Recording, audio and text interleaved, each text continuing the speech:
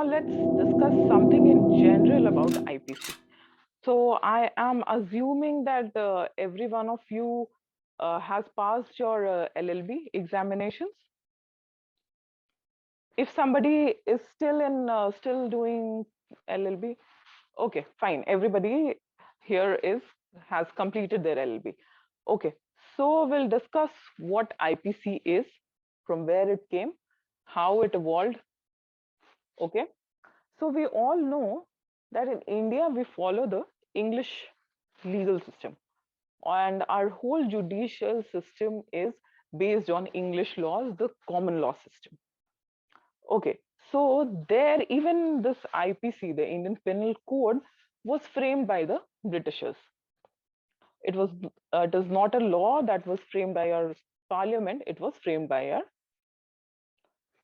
Okay, so you're a fifth year student, and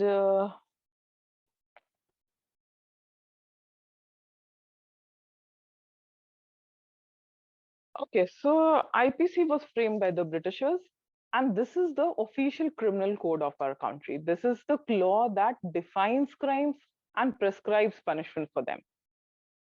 And we categorize IPC as substantive law.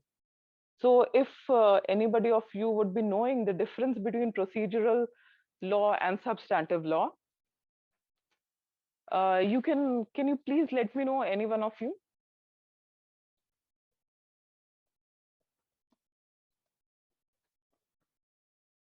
Any one of you, if you have any idea regarding difference between substantive law and procedural law?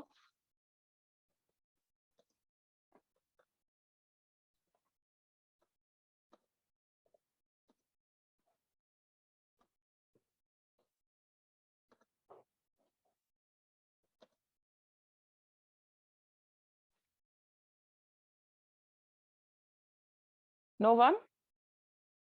No idea about the difference between procedural and substantive law? Okay, so let me tell you.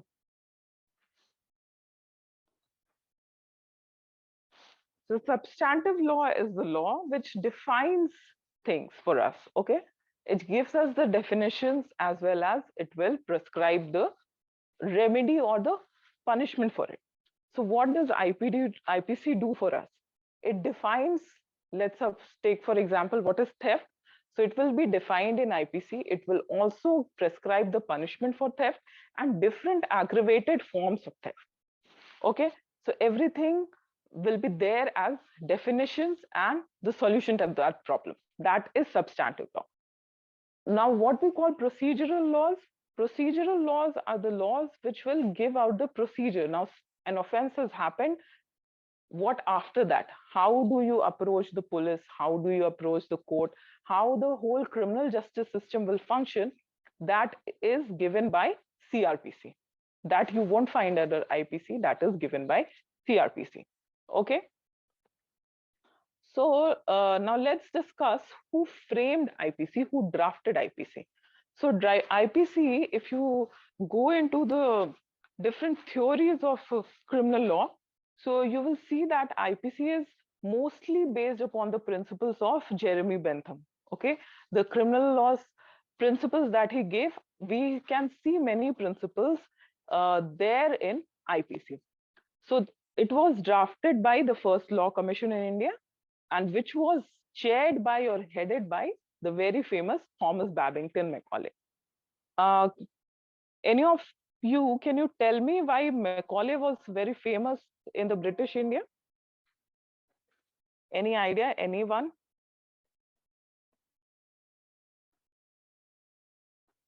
No, I cannot see any answers. Okay, so Lord Macaulay was famous for introducing the English education system in India.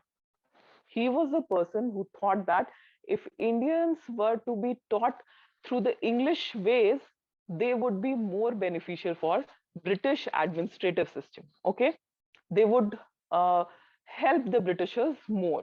Thus, he also introduced the criminal justice system of England in India, modified it, and presented it to us in the form of IPC. Okay, So IPC, as we can see, Indian Penal Code 1860. So it was brought about in India in 1860. So now this law is more than a century old. Okay, not only century, more than century and a half old. So how do we find it still relevant? Can you think of any situations where we have seen that IPC has become redundant, some provision of the IPC has become redundant, and Supreme Court has overruled it? Okay, or Supreme Court has said that this cannot be the law in the modern Indian state. So one such situation you'll find where this LGBT question was there. There was a provision of IPC that was saying, that was criminalizing such offenses which were related to LGBT rights. Okay, and when we are living in a state, a nation state which provides equality, right to equality, we cannot have such discriminating laws which criminalizes or penalizes one section of the society. Okay, so laws keep changing with time, with the society, but IPC, we find that it is still very relevant even after 150 years, barring some provisions which can be changed over time according to the needs of the society. Okay, now we also come to some history of IPC, from where IPC was derived. So it was derived from the Napoleonic Code and the Louisiana Civil Code of 1825. Napoleonic Code was the different legal reforms given by Napoleon after Napoleon conquered whole of Europe. He brought in some legal reforms, he revolutionized the system, and these kind of reforms were incorporated under law as IPC. Now, the present IPC has 511 sections, which is divided across 23 chapters. And these chapters, you will find different definitions for different kind of offenses and their punishments. So whatever IPC says is an offense is only an offense in India. Other than that, you cannot make anything punishable in India. Okay? Which obviously does not mean that if any other law makes anything else as a crime, that would not be considered by law. But the basic criminal code of India is IPC. We do have other criminal legislations, but the basic criminal code, which defines most of the offenses, that is IPC. Okay, now let's come to certain definitions, how different jurists define crime. What is a crime? What do we understand by crime?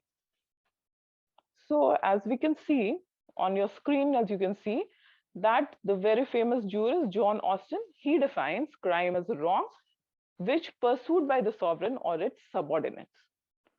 So who defines crime? Who says that if you do this, this will amount to an offense, this will amount to a crime? So this is defined by the sovereign. Now, who is the sovereign? Either the king or the queen, or in India, who is the sovereign? Sovereign is we the people. The constitution is not the sovereign, the parliament is not the sovereign. Sovereign are we the people of India. Okay, so we give authority to the lawmakers, that is the parliament, to legislate, to make laws, and they come up with certain laws which will define what will be an offense.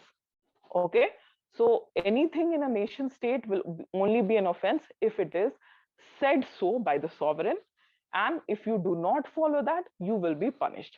This is how John Austin defines crime. Then we come to Roscoe Pound's definition. He termed crime as a social phenomenon, carries a similar view that the crime is what prohibited by the criminal law, which is in a sense protecting social interests. So according to Roscoe Pound, crime is what? It is a social phenomenon. It is not something out of the world, it is not outwardly, it is part of the society. And he also says that what will constitute a crime? Something that is prohibited by criminal law, something which the criminal law of the country says that you cannot do this, that will amount to a crime. And why is criminal law is saying so?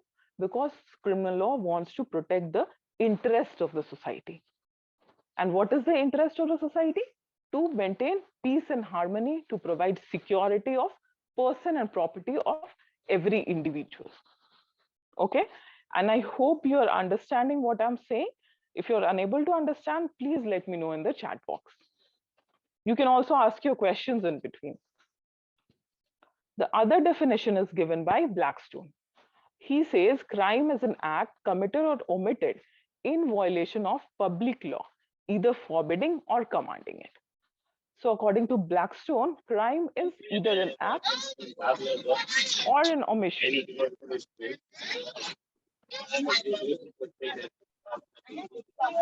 Sindhu, are you asking something? Okay. So according to Blackstone, crime has to be an act or an omission, which is in violation of the law of the state, okay, or law of the nation. Now, either when state is telling you to do something, you're not doing it, that is a crime, or the state is commanding you to not to do it, it's forbidding you to do it, and you're doing it, that will also amount to a crime. Okay, so act and omission, both are considered crime, and this we will also find under IPC. Next, we come to the definition of Stephen. So Stephen observed the crime is a violation of right, considered in reference to the evil tendency of such violation as regards the community at large. So he is saying crime is violation of rights. Whose rights? Not only the victim's right, okay? Not only the person who gets affected by the crime, not only his rights, but the community at large, the society's right. So when a murder happens, it is not only the victim who was murdered, not only his immediate family members who get affected, but even the society at large feels this fear that their security is at stake. Similar thing can happen with them too. Thus, the crime is something that is done against the state. Even under Indian criminal system, you will see that the crime is prosecuted by the state. The victim cannot pursue a case on his own.